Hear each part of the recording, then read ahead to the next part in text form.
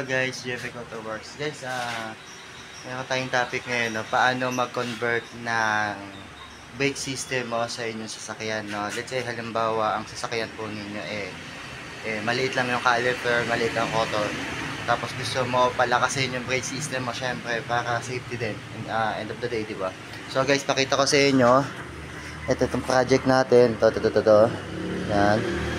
GSR yan. So, ito guys, yung kanyang caliper. Yan. Kita nyo, ang liit. Ito yung kanyang rotor. So, ngayon guys, ang ilalagay natin, which is ito na. Ayan nyo. Laki, diba? Ang laki ng pinagkaiba.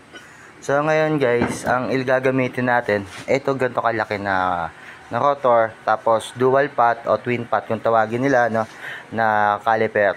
Alam naman natin guys, na mas malaki ang caliper, ang rotor, basta ang brake system natin, maganda yon sa sasakyan kasi safety, di ba? Kumbaga, malakas ang preno.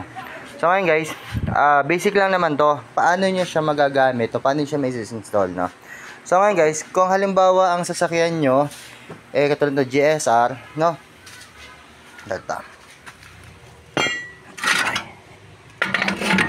Gawin nyo, pag nakabili kayo ng caliper, ay, ipit nyo muna. Ay, ipit nyo dito. Yan. Ay, yan. Ito kasi pit to rito. Yan. So, na-test fit ko na siya. So, okay na siya. So, ang gagawin na lang natin. Guys, dito pala sa caliper, dito. Bolt-on naman to. No? Wala kayong masyadong gagawin dyan. Ngayon, dahil bolt-on siya, ang problema natin, eto guys. Ito kasi, 114 PCD niya, no? 114 yan. Ang GSR guys, 100 lang yan, no? So, ito siya magiging problema natin sa stud. Ngayon, kasi kung papalitan ko yung wheel hub niya, kung papalitan ko to, no? Okay, gagasto siya sa mags. Bakit kamo? Kasi 100 lang yung mags. Ngayon, kung ang mag sana ni sir, universal, po pwede tayo magpalit ng hub. No, ng wheel hub.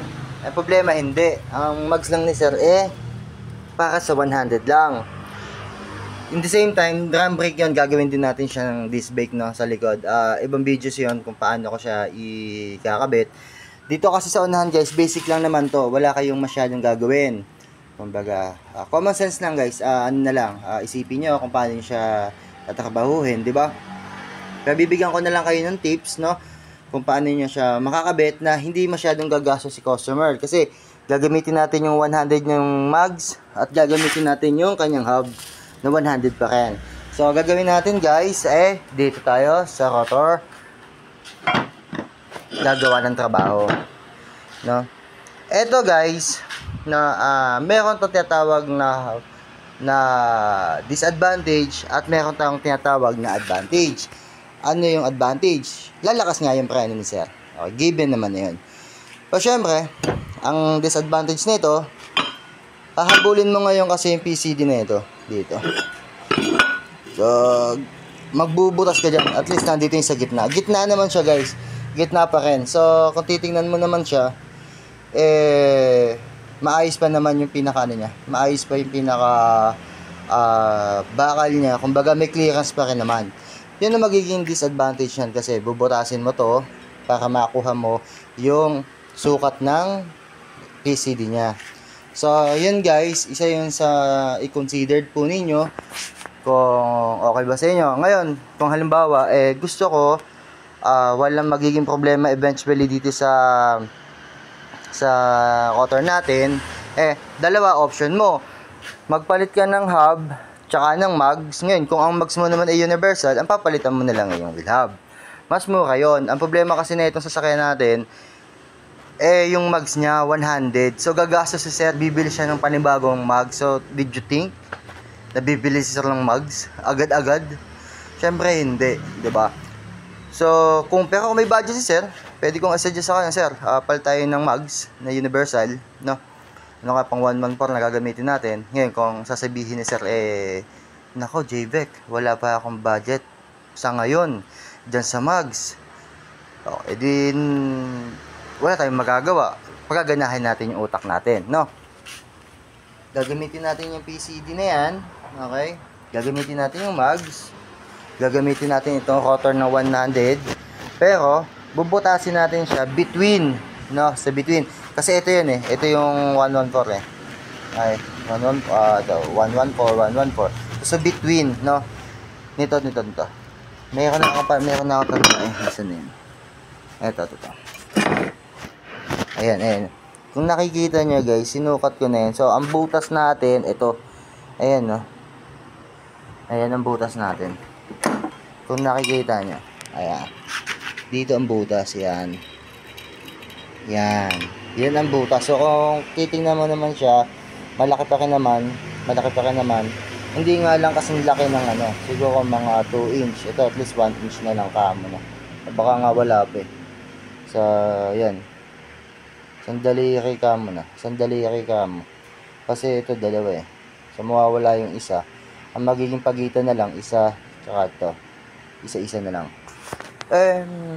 Yun ang disadvantage tsaka disadvantage guys na magpapalit ka ng rotor na ang sasakyan mo 100 PCD lang. Kasi ang gantong rotor guys kadalasan nasa 114. Yun ang disadvantage niyan, no? Pero end of the day, kung willing si sir na bumili ng hub, tsaka bumili ng bagong mags, pwede natin hindi butasin yan. Pero sabi ko nga, naka-sir pa rin naman yan. Tayo naman as a mechanic, no, as a technician, ginagawa lang natin, no, yung possible na maikabit yung yung sasakyan o yung pyesa na kailangan ni sir. So, ayun lang guys, update ko kayo, no, kapag katapos nito. So guys, ito, sabi ko nga, basta sa unahan guys, kung magto-twin pot ka, walang problema dyan. Wala ka masyadong i-convert dyan, no. So, ayun lang guys, JVIC Auto Works na po pala. Ay nga pala guys, maiba lang tayo, no. Kaya ito magpapalit ng mas magandang brake system, no. Yung sasakyan kasi ni sir, naka-turbo yan. So, ayan. So, dahil naka-turbo sa start. Itong makina natin, no, stock lang to. Okay. Nag-adds on lang ng turbo. So, 15 PSI. So, medyo malakas din kasi yung kahit paano. So, yun. Update ko kayo guys kapag na-isalpak na natin. So, yun lang guys. Muli, ako po yung nagpapasalamat po sa inyo. Naway kahit paano, may matutunan po kayo kay JVIC Auto Works kahit sa maliit na bagay. JVIC Auto Works, God bless.